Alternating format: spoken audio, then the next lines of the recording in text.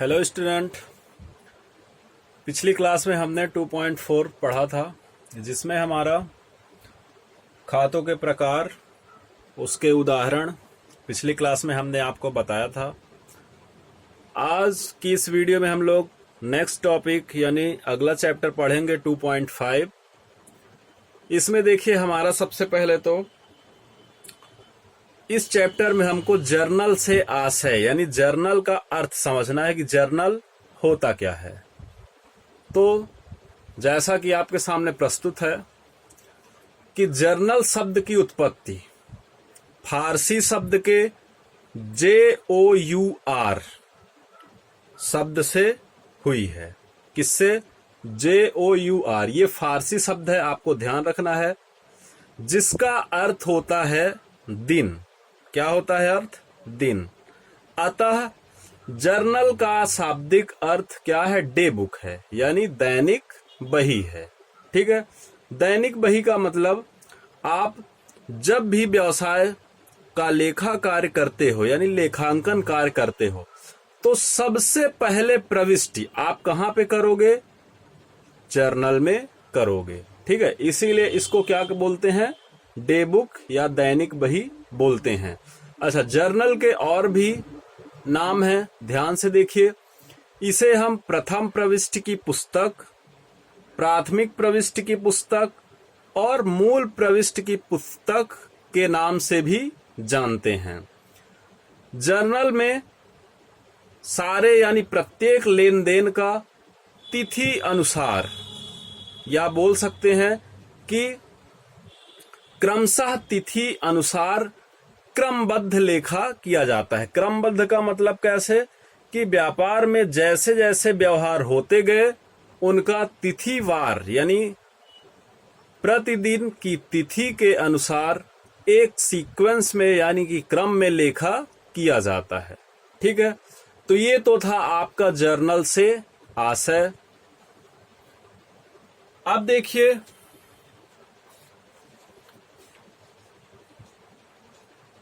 आपको ये ध्यान रखना है कि जो ये जर्नल होती है, तो कोई भी व्यापारी लेखांकन कार्य करने के लिए इस पुस्तक को सबसे पहले क्या करता है?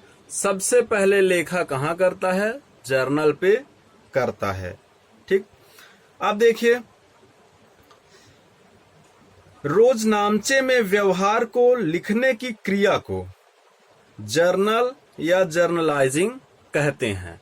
कहने का मतलब जिसमें प्रथम लेखा किया जाता है, तो ये प्रथम लेखा करने को ही आप क्या बोलते हैं? जर्नल या जर्नलाइजिंग बोलते हैं। ठीक है। अब हम देखते हैं जर्नल की परिभाषा। तो देखिए, यहां पे आपके लिए सबसे अच्छी परिभाषा, सटीक परिभाषा MG कीलर के अनुसार है। ये कह रहे हैं, इनके शब्दों में देखिए, रोजनामचा एक व्यावसायिक अभिलेख है जिसमें मूल रूप से लेन देनों का लेखा किया जाता है तथा समस्त लेन देनों को व्यवस्थित रूप में क्रम से एक स्थान पर प्रस्तुत किया जाता है।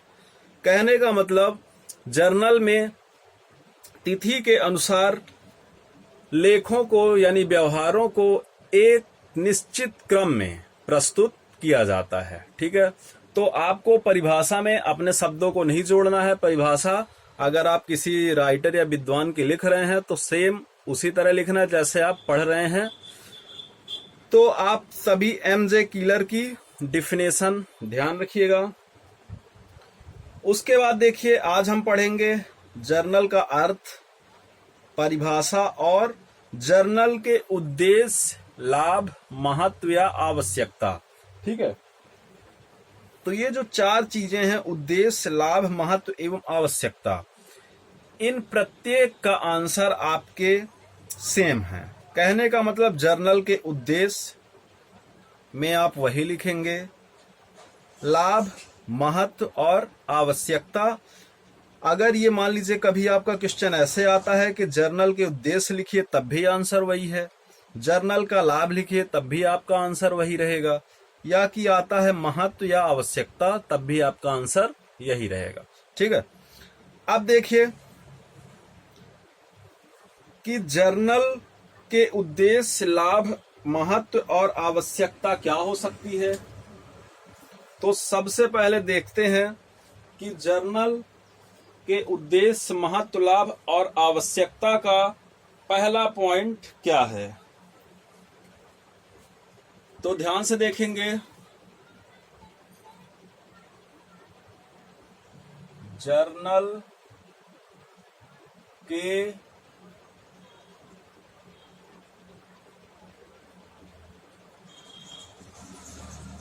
उद्देश्य, लाभ, महत्व एवं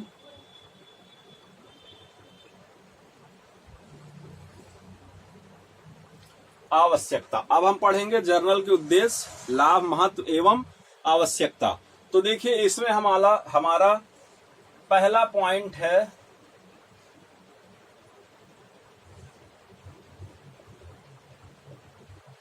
सौदे के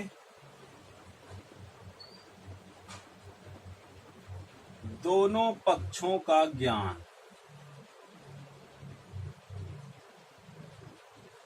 ठीक है, ये हमारा पहला पॉइंट क्या है, सौदे के दोनों पक्षों का ज्ञान। तो देखिए, जब भी आप जर्नल में लेखा करेंगे तो जर्नल में लेखा करने से, ठीक है, जर्नल में लेखा करने से आप क्या करते हैं, आप एक खाते को डेबिट करते हैं और दूसरे खाते को क्रेडिट करते हैं। तो आपको इससे ये पता चलेगा कि हमको कौन से खाते में कितनी रकम डेबिट करनी है और किस खाते में कितनी रकम क्रेडिट करनी है। तो इस प्रकार से आपको सौदे के दोनों पक्षों का ज्ञान हो रहा है। ठीक है, किस खाते को ऋणी करना है या कि किस खाते को धनी करना है, ये आपको कहां से पता चलता है, जर्नल के माध्यम से पता चलता है। अब देखिए नेक्स्ट, सेकंड नंबर हमारा है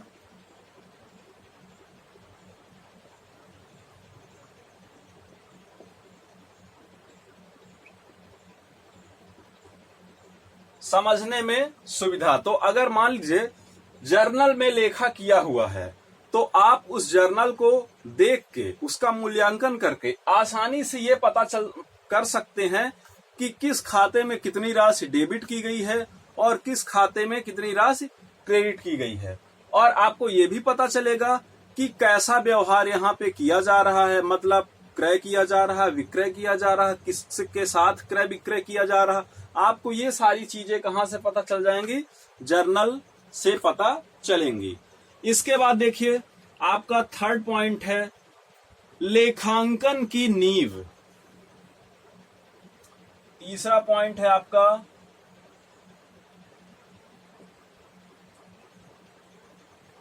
लेखांकन की नींव। अच्छा, ध्यान से समझिएगा, लेखांकन की नींव इसको कैसे बोला जा सकता है।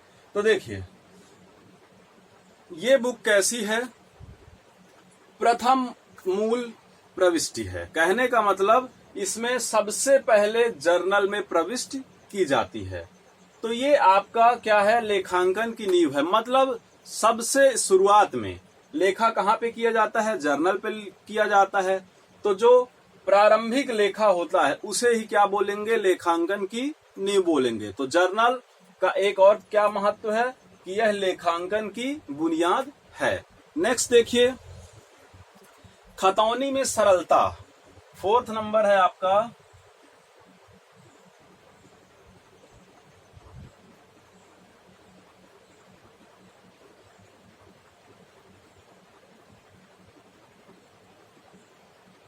खतौनी में सरलता। तो देखिए आप क्या करते हो, सबसे पहले तो आप प्राथमिक प्रविष्टि में व्यवहारों को लिखते हो। ठीक है, उसके बाद मान लीजिए अब आपको इस जर्नल से इनको अपने खाता बही में पोस्टिंग करना है। खतौनी को हम पोस्टिंग बोलते हैं। मान लीजिए यहां से आपको उन लेखों को दूसरी बुक में लिखना है, या कि आपको अंतिम खाते बनाने हैं, या कि तलपट बनाना है, खाता बही बनाना है। तो आप क्या करोगे, जर्नल से उसको आसानी से कहां पोस्टिंग कर दोगे, अपने खाता बही में, या कि इसके माध्यम से आप इसको दूसरे खातों में लिख सकते हो, यहां से आप उसकी नकल करके दूसरी जगह ले जा सकते हो। ठीक, तो ये तो आपका है 4th नंबर खतौनी में सरलता। फिर देखिए गणितीय त्रुटियों की कम संभावना, 5वां नंबर है आपका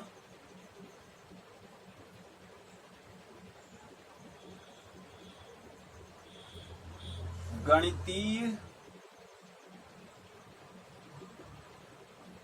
त्रुटियों की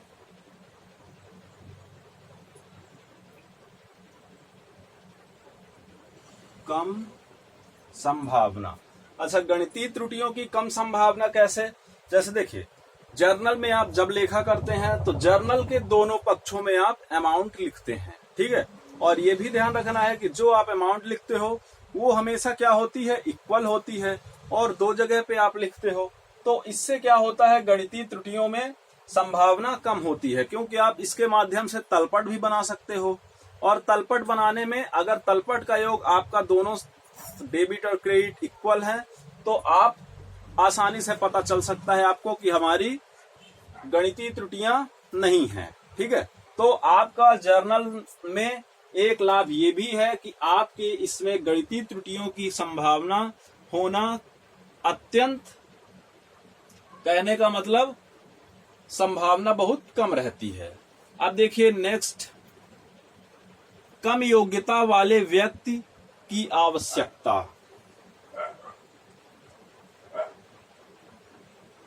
कम योग्यता वाले व्यक्ति की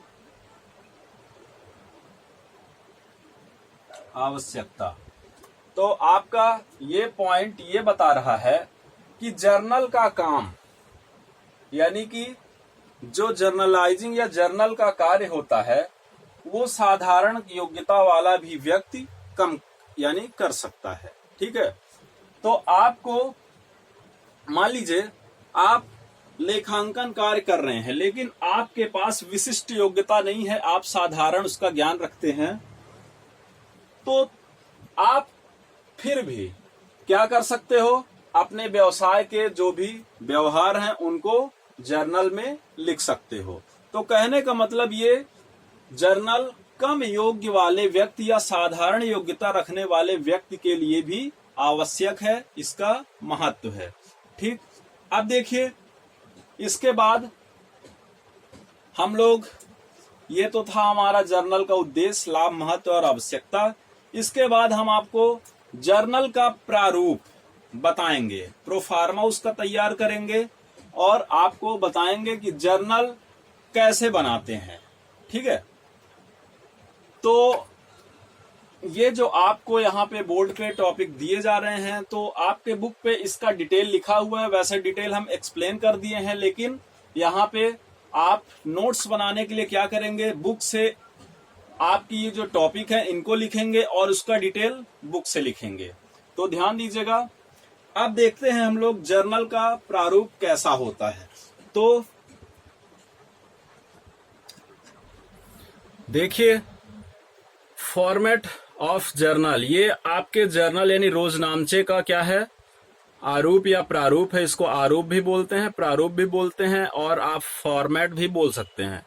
ठीक है, तो देखिए इसमें 5 कॉलम हुए, date, particular, LF, amount debit, amount credit. ठीक है, तो सबसे पहले तो इनके कॉलम के बारे में समझते हैं। तो देखिए जैसे कि पहला है आपका, प्रथम खाना है तिथि का, यानी किसका, सन का, डेट का। तो आपको यह ध्यान रखना है कि सबसे पहले आप क्या करोगे, अगर कोई आप यहां पे जर्नल का कार्य कर रहे हो तो सबसे पहले आप उस व्यवहार को लिखने की, यानी जब भी व्यवहार किया जाएगा तो उसका आप टॉप पे, यानी सबसे पहले आप सन लिखोगे।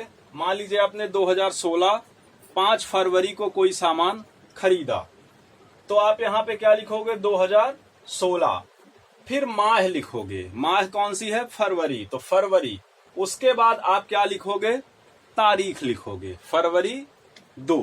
अगर आप 5 को खरीद रहे हैं 5 मतलब जिस भी डेट को खरीद रहे हैं तो आप फरवरी 2 या फरवरी 5 ऐसे करके लिख सकते हैं। तो ये तो था आपका डेट, और ये इसमें ये ध्यान रखना है कि सन सबसे ऊपर लिखा जाता है, ठीक है।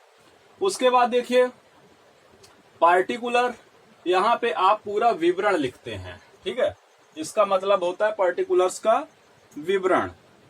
अब देखिए इसमें बोल रहा है ऋणी किए जाने वाले खाते का नाम, ठीक। डेबिट में क्या होगा, ऋणी किए जाने वाले खाते का नाम। एक छोटा सा एग्जाम्पल देके हम आपको समझा रहे हैं, ध्यान से देखिएगा। मान लीजिए हम बोल रहे हैं नकद माल क्रय किया, ठीक है, नकद माल क्रय किया। अब इसमें देखिए इसकी जर्नल एंट्री क्या होगी, इसको हम लिखते हैं परचेज अकाउंट डेबिट, ठीक है, टू कैश अकाउंट। मान लीजिए ऐसा हमने लिखा, ठीक। डेट ले लेते हैं कोई भी 2016 फरवरी 2 मान लेते हैं। अमाउंट देखते हैं, अमाउंट हो गई आपकी डेबिट साइड 2000, क्रेडिट साइड भी 2000, ठीक है। ये हम इस तरह के फॉर्मेट के अंदर लिखेंगे, आपको ये केवल समझाने के हिसाब से बताया जा रहा है। तो देखिए ऋणी किए जाने वाले खाते का नाम और धनी किए जाने वाले खाते का नाम। तो देखिए यहां पे आपको ये समझना है कि डेबिट में कौन सी चीज हो रही है और क्रेडिट में कौन सी चीज हो रही है। तो ध्यान देना है आपको कि मान लीजिए आप कोई सामान खरीद रहे हैं, ठीक है, तो आप सामान खरीद रहे हैं तो आपके पास से कैश क्या होगा, जाएगा, जाएगा तो धनी कौन होगा, क्रेडिट, यानी कि कैश किसके पास जा रहा है, जिससे आप माल क्रय कर रहे हैं। तो कहने का मतलब यहां पे क्रेडिट में आप धनी किए जाने वाले का नाम लिखोगे जिसके पास कैश जा रहा है, और यहां पे जो खरीद रहा है। तो ये हो गया ऋणी किए जाने वाले खाते का नाम। ये आपका ऐसा भी हो सकता है उधार माल क्रय किया, किससे, मान लीजिए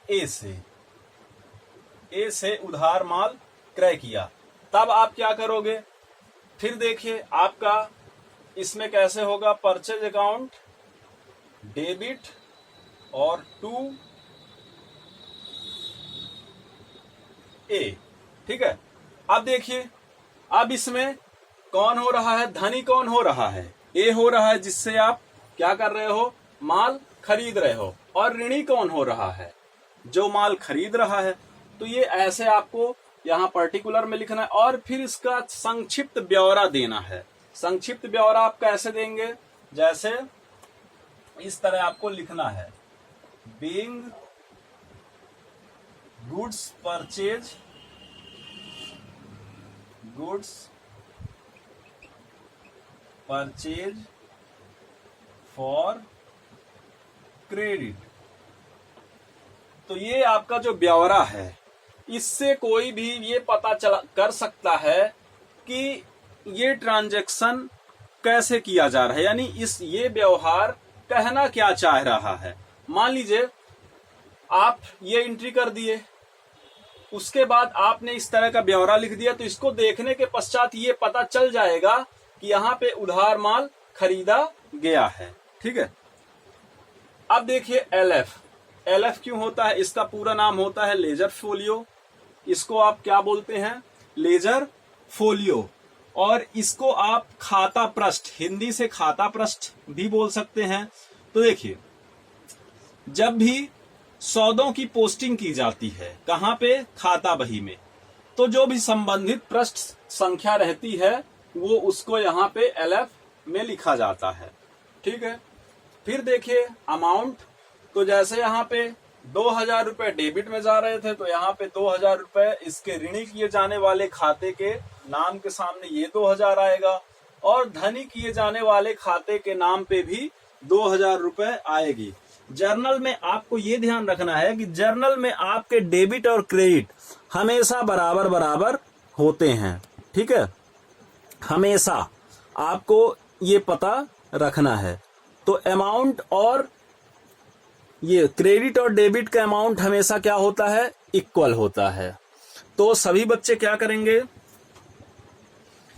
जर्नल का प्रारूप इसको ध्यान से सभी लोग बना लेंगे, और एक बार एग्जाम्पल नंबर फर्स्ट थ्योरी पढ़ने के बाद जो आपका उदाहरण नंबर फर्स्ट है उसको सभी बच्चे क्या करेंगे? समझने और सॉल्व करने का प्रयत्न करेंगे। ठीक है, और सभी बच्चे इसको आप अपने बुक में नोट्स में लिख लीजिएगा। ये आपका फॉर्मेट है, ये आपके एग्जाम में केवल कभी कभी फॉर्मेट बनाने के लिए आ जाता है 3 से 4 नंबर के क्वेश्चन में, तो आप इसको ध्यान में रखेंगे, और इसके अलग अलग जो भी कॉलम है उनके बारे में आप डिटेल से आप पता रखेंगे कि ये किस लिए होता है। तो नेक्स्ट वीडियो में हम लोग जर्नल में लेखा करने के नियम को पढ़ेंगे, और उसके बाद आपके क्वेश्चन यानी न्यूमेरिकल पार्ट्स शुरू हो जाएंगे। मतलब आपकी अगली वीडियो में आपका यही जर्नल करने के नियम बताए जाएंगे। उसके बाद नेक्स्ट वीडियो में आपका क्वेश्चन नंबर फर्स्ट उसको हम बताएंगे, और उसके बाद आप लोग भी क्वेश्चंस को सॉल्व करेंगे। तो सभी बच्चे इसका डिटेल में अध्ययन करें, और इसके बाद एग्जाम्पल नंबर फर्स्ट समझने का प्रयास करें। Thank you.